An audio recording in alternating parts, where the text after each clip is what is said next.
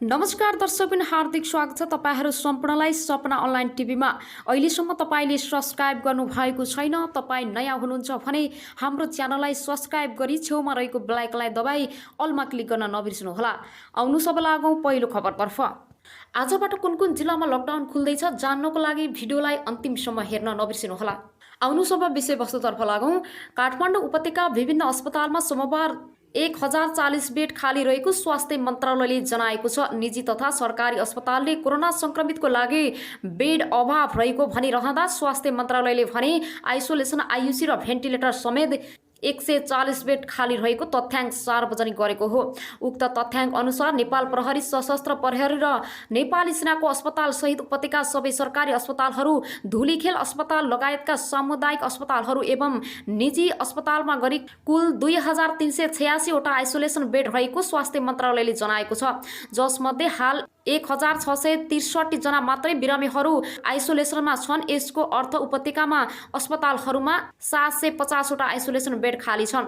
उदाहरणको लागि बलम्बुमा रहेको सशस्त्र प्रहरी अस्पतालमा कुल 170 आइसोलेसन बेडको क्षमता छ, तर त्यहाँ सोमबार 162 जना बिरामी रहेको स्वास्थ्यको तथ्याङ्कले देखाउँछ। त्यस्तै सोही अस्पतालमा 20 वटा आइयुसी बेड रहेकोमा अहिले 11 जना बिरामी मात्रै छन्। यसको अर्थ यहाँ 9 वटा आइसियु बेड खाली छ। सोही अस्पतालमा रहेको 9 वटै भेन्टिलेटरमा बिरामी रहेको तथ्याङ्कमा देखिन्छ।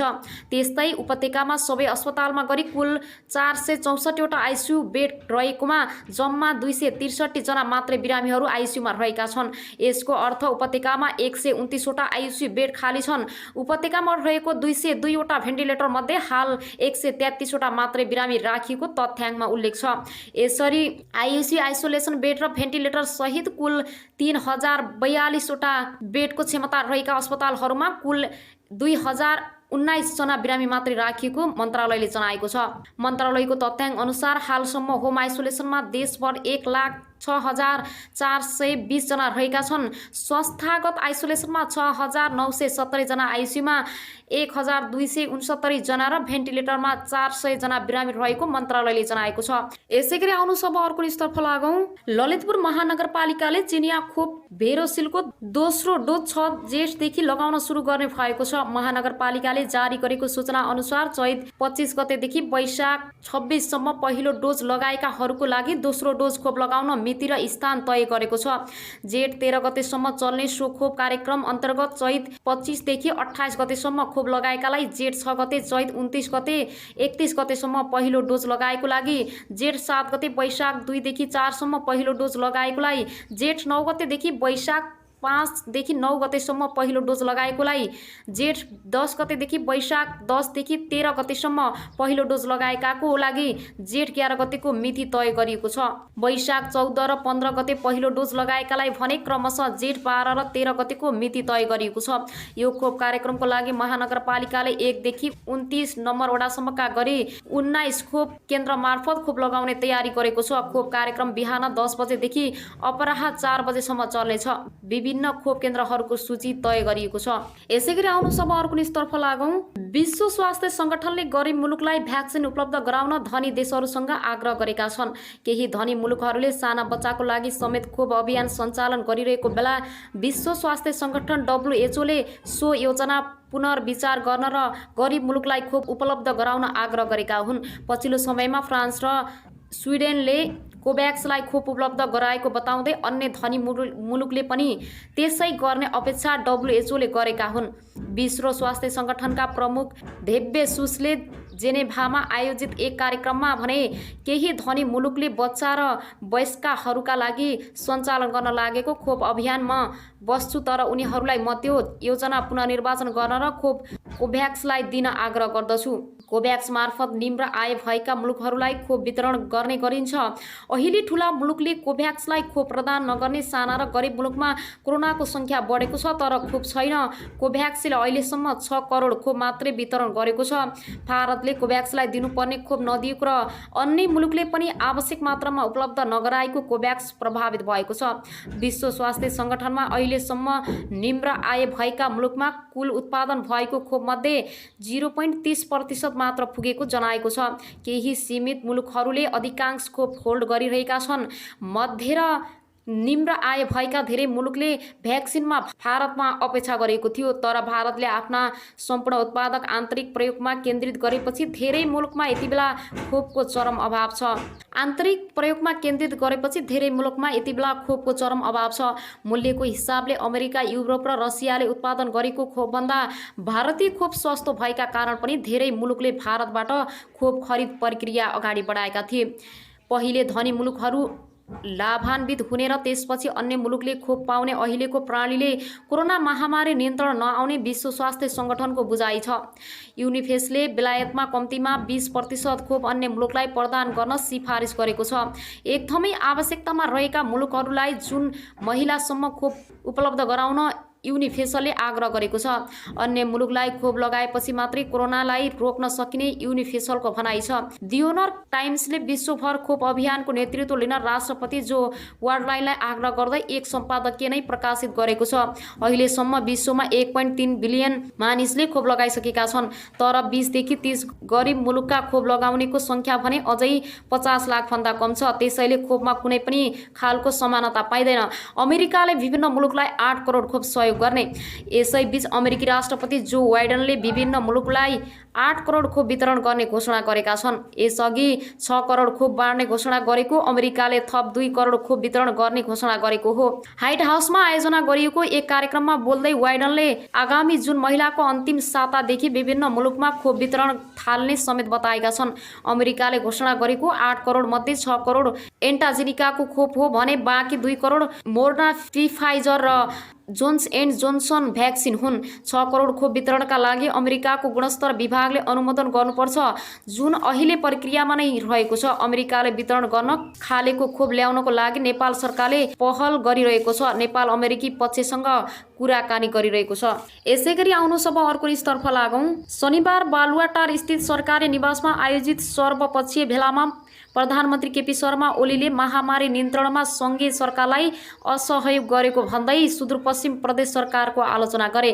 यस्तोमा राजनीतिक छोड्नुहोस्, प्रदेश नम्बर 7 को सरकार यहाँबाट के स्थित छ भनेर मान्छे पठाउँदा हामीलाई चाहिँदैन भनेर फिर्ता पठाउँछन्। केन्द्रबाट मन्त्रीलाई अनुगमन गर्न पठाउँदा, सरसल्लाह गर्न पठाउँदा मान्छे फिर्ता पठाउँछन्। जाऊ हामीलाई केही पनि चाहिँदैन भनियो। मानवीय सङ्कटका बेला रजौटे प्रवृत्ति उचित हुन सक्छ र ओलीले भनेका थिए। सुदूरपश्चिमका आन्तरिक मामिला तथा कानुन मन्त्री प्रकाश शाहले सोमबार पत्रकार सम्मेलन गरेर प्रधानमन्त्रीलाई जवाफ फर्काएका छन्। समन्वय नभएको होला, प्रदेश सरकारको बारेमा प्रधानमन्त्रीकोमा गलत सूचना पुग्यो होला वा पुर्याइयो होला, मन्त्री शाहले भनेका छन्। हामीलाई गेटा कलेजमा आइसोलेसन केन्द्र बनाउन कसैले सहयोग गर्नु पर्यो भनेर लिखित मौखिक जानकारी गराएका छैनन्। केन्द्र सरकारको कुनै पनि प्रतिनिधि हामीसँग यस्तो गर्नु पर्यो भनेर आएको छैन। कोभिड-19 महामारी रोकथाम, नियन्त्रण तथा उपचारका लागि सङ्घ, प्रदेश र स्थायी तह कति विभाजित छन् भन्ने कुरा प्रधानमन्त्रीको यही जुहारीले स्पष्ट गर्छ। यस्ता गुनासा प्रधानमन्त्रीका मात्रै छैनन्। अहिले अन्तर सरकारी तहमा सङ्घ प्रदेशसँग स्थानीय तह, प्रदेश स्थानीय तह र स्थायी तहहरूबीच पनि यस्ता टकराहरू छन्। अहिले धेरैजसो स्वास्थ्य संस्थामा बेड खाली छैनन्, जताततै अक्सिजनको अभाव छ, पर्याप्त सिलिन्डर नभएर समस्या छ, आइसोलेसनहरूमा भरिएका छन्, अस्पतालदेखि प्रयोगशालासम्म स्वास्थ्य सम्बन्धबद्ध जनशक्तिको अभाव छ। स्वास्थ्य सामग्री पर्याप्त नभएर परीक्षण र उपचार प्रभावित बनेको छ। त्यसैगरी सङ्क्रमितको सम्पर्कमा आएकालाई पहिचान गर्ने संयन्त्र प्रभावकारी छैन। एकैपटक आएका यस्ता समस्या समाधानमा प्रत्येक तहका सरकारहरू आफू समझ छैनन्। फरक फरक जिम्मेवारी भएकाले पनि सरकारहरूबीच सामञ्जस्य कायम पनि हुन सकेको छैन। बरु महामारीकै बेलामा सङ्घ र प्रदेशहरूमा सत्ताका लागि सङ्घर्ष चलिरहेको छ। समस्याका बीचमा जनताले सरकारहरू खोजिरहेका छन्, तर समस्या सल्ट्याउन काम गर्न सक्ने 3 तहकै सरकारहरू विभाजित ढङ्गले काम गरिरहेका छन्। एकले अर्कामाथि आरोप ल्याएर पछिन्ने क्रम चलिरहेको छ। महामारीको दोस्रो लहरले चापिसक्दा पनि प्रधानमन्त्रीले महामारी नियन्त्रणका बारेमा सबै प्रदेशका मुख्यमन्त्रीसँग संयुक्त छलफल गरेका छैनन्। सङ्घ सरकारले पहल नगर्दा प्रदेशहरूबीच नै महामारी नियन्त्रणमा समन्वय र सहकार्यको वातावरण बन्न सकेको छैन।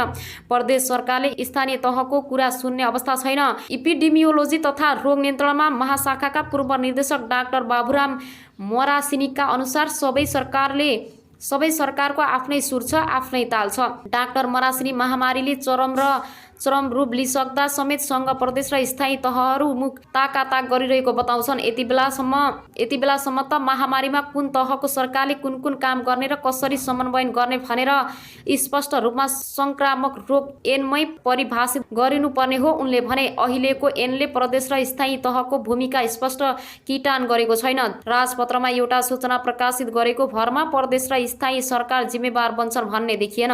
उनले आर्थिक स्रोत भएकाहरूले काम गर्न नसक्ने अवस्थामा भए सामर्थ्य भएका सरकारलाई अघि सारेर काम गर्नुपर्ने बताए। संविधानले नै 3 तहका सरकार बीच समन्वयन र कार्यकालको परिकल्पना गरेको भन्दै महामारी जस्तो विकल्प समस्यामा पनि सबै आफ्नो तरिकाबाट अघि बढ्दा समस्या समाधान उन्मुख हुन नसकेको मरासिनीले बताए। संविधानको धारा 232 ले सङ्घ प्रदेश र स्थायी तह बीचको सम्बन्ध सह अस्तित्व र समन्वयनको सिद्धान्तमा आधारित हुने व्यवस्था गरेको छ।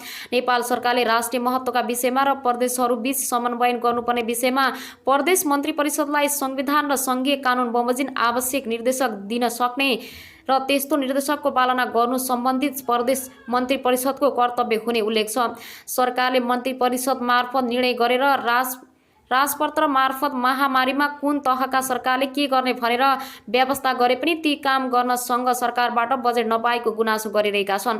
संविधानको धारा 234 मा सङ्घ प्रदेश र स्थायी तह बीच समन्वयन कायम गर्न सङ्घीय संसदले आवश्यक कानुन बनाउने व्यवस्था छ। तर अहिलेसम्म यस्तो कानुन बनाउन पनि सरकारको ध्यान दिएको छैन, जसले गर्दा प्राकृतिक विपद र अन्य किसिमका सङ्कटका समयमा समन्वयन अभावमा छिटो राहत उद्धार र समस्या समाधानको लागि काम नहुने र भइहाले पनि योजना तथा कार्यक्रममा दोहोरोपनमा आउने समस्या देखिएको छ। यो महामारी पनि यही समस्या दोहोरिएको छ। सरुवा रोग विशेषज्ञ डाक्टर अनुप सुवेदी पनि सङ्घ प्रदेश र स्थायी सरकारहरूले एकताबद्ध भएर क्वारेन्टिन परीक्षण ट्रेडिङ आइसोलेसन उपचारका कार्यक्रम चलाउन सके मात्रै महामारी विरुद्ध जित हात पर्न गर्न सकिने बताउँछन्। सङ्घ सरकारले निषेधाज्ञा लगाएर मात्रै हुँदैन, यो समयमा शङ्कास्पद सङ्क्रमितलाई क्वारेन्टिन परीक्षण, सङ्क्रमितको सम्पर्कमा आइएकालाई ट्रेडिङ, सङ्क्रमितलाई आइसोलेसन र बिरामी भएकालाई उपचार गराउने गरी चेक ब्रेक गर्ने ढङ्गबाट सबै सरकारले आफ्नो भूमिका निभाउनुपर्छ। उनी भन्छन्, सबै सरकारले आफ्नो भूमिका समन्वयन गर्दै निर्वाह गरे भने मात्रै महामारी निस्तेज हुन्छ। तर डाक्टर सुवेदीले भने जस्तो अहिले अन्तर सरकारी समन्वयन र सरकारी सहकार्य भएको देखिँदैन। महामारीमा पनि सङ्घ सरकार आफ्नो ढङ्गले चलेको भन्दै सबैजसो प्रदेश सरकारहरू असन्तुष्ट छन्। सङ्घ र प्रदेश सरकारले महामारी विरुद्ध लडाइँमा पनि कित्ता काट गरेको स्थायी तहहरूको गुनासो छ। बागमती प्रदेशका सामाजिक विकास मन्त्रालयका एक अधिकारी सङ्घ र प्रदेशबाट बजेट लगेर राजनीति गर्न खोज्ने स्थायी तहका जनप्रतिनिधि र आफू मात्रै जस लिने गरी स्थायी तहसम्म पुगेर सोझै काम गर्न खोज्ने सङ्घ र प्रदेशका सरकार तथा सांसदको प्रवृत्ति नै महामारी विरुद्धको लडाइँमा समस्या बितिरहेको बताउँछन्। सङ्घ र प्रदेश स्थानीय तहमा आफ्नो छुट्टै अस्तित्व र प्रभाव छोड्न खोजिरहेका छन्, जुन महामारीका बेला उचित होइन। ती अधिकारी भन्छन्, स्थायी तह पनि सकेसम्म सङ्घ र प्रदेशबाट सुविधा ल्याउन आफ्नो प्रचार गर्न खोजिरहेका देखिन्छन्। यसले गर्दा एकअर्कालाई सहयोग गर्न भन्दा पनि अवस्था प्रतिस्पर्धा र असहयोग बढी देखिन्छ। स्थानीय तहले माग अनुसार बजेट दिन सकिने अवस्था हुँदाहुँदै पनि उनीहरूका समस्या र अवस्थाबारे छलफल नै हुन नसकेको उनको भनाइ छ।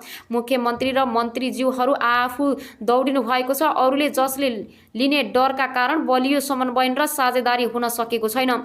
ती अधिकारी भन्छन्, प्रणाली बसाउने भन्दा पनि ससाना डोजाम स्वास्थ्य सामग्री खरिद र वितरण तथा बजेट व्यवस्थापनको टालटुल काममा रमाउँदा प्रदेश सरकारहरूको भूमिकामाथि प्रश्न उठिरहेको उनले ठम्माइन्छ।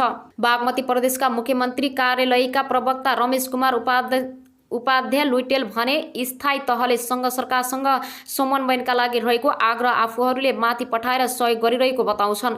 मुख्यमन्त्री डोरमणि पौडेलले स्थायी तहहरूसँग पनि संवाद गरिरहेको दाबी गर्दै लुइटेलले आफूहरूले समन्वयनमा कुनै कसर बाँकी नराखेको बताए। अन्तर सरकारी समन्वयन कमजोर हुँदा स्थायी तहहरूमा असन्तुष्टि चुलिदो छ। अघिल्लो पटकको महामारीमा राम्रो काम गरेर देखाएका स्थायी तह पनि यसपालि हतोत्साहित छन्।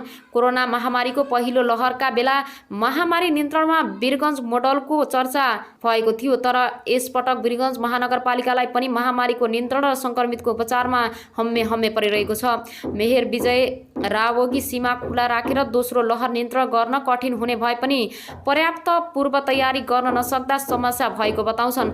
हामीले महामारी सुरु भएपछि यसपालि गत वर्षभन्दा तेब्बर बढी काम गरेका छौँ उनले भने। संक्रमण पनि उच्च दरमा फैलिएकाले त्यसको प्रतिकार गर्न सहज भएन, नतिजा पनि यसरी आएन।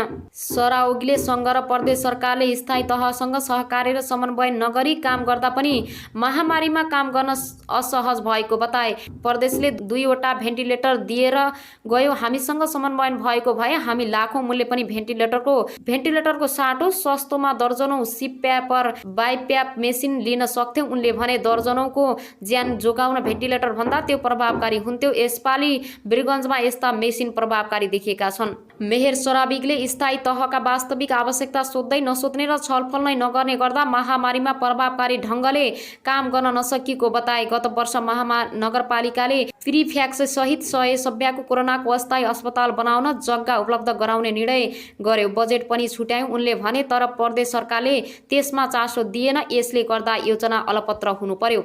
यसैगरी फेरि पनि तपाईँहरूको माझमा नयाँ न्युजहरू ल्याएर उपस्थित हुने नै छु। सपना अनलाइन टिभीलाई लाइक, कमेन्ट, सेयर, सब्सक्राइब गरी साथै छेउमा रहेको बेल आइकनलाई दबाएर अलमा क्लिक गरेर साथ दिनुहोला भन्दै अहिलेलाई भने तपाईँहरूको माझबाट बिदा हुन चाहन्छु। हस्त नमस्ते।